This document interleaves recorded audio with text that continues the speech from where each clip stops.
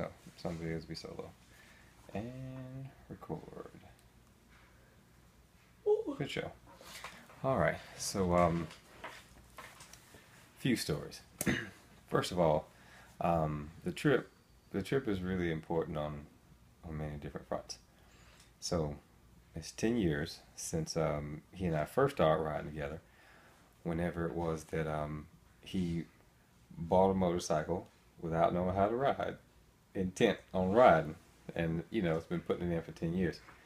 So me, at that point, I had been riding for quite a few years already, but within, let's say, a month of him getting his very first bike and learning how to ride, I got what I guess would be my most defining bike at the within the same month.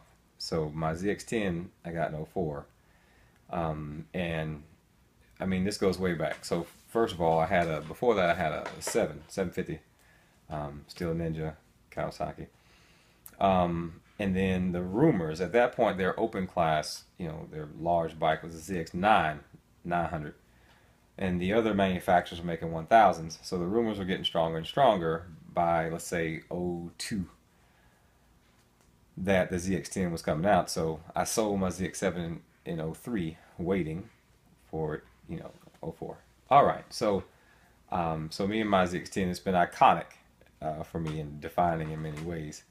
And we've been through a lot together. Now, most recently, to get it ready for this trip, what happened was, if I go back, it's been probably like maybe 4 or 5 years riding with another friend. One thing about the ZX10 is, or at least the '04, the Generation 1, is that the when you get on the gas, the throttle, the torque curve is not flat. It has a spike in it. And what that means, if you can just imagine the engine when it's revving and getting stronger, it can either go with a consistent strength, like go woo, and do something fast. And mine does that fast thing. Okay, so a friend of mine ends up getting on, kind of ignoring some of my warnings about this very thing.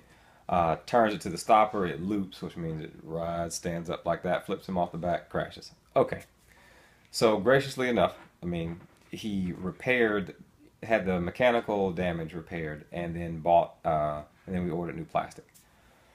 Well, at that point, a lot of other life circumstances had started picking up for me, and so I was really not able. I pieced it back together. I took off the most obvious broken plastic and put on, new plastic.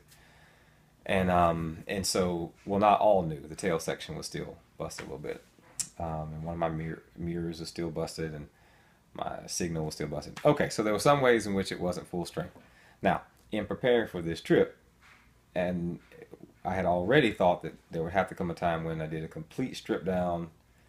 So that time is now, before the long trip. So it's never been broken down to this level. It's in its whole life, and many of the things that we're doing now had not been done, in its whole lifetime, which has been 10 years. So that's kind of exciting. One, finally getting back to refresh it and bring it back to as best tip-top conditions I can get it. That's one exciting thing. And then the other thing is that I'm preparing for the longest road trip and the longest road journey that the Ninja's ever had, and that I have ever had on any bike. So that's part of the show, part of the story.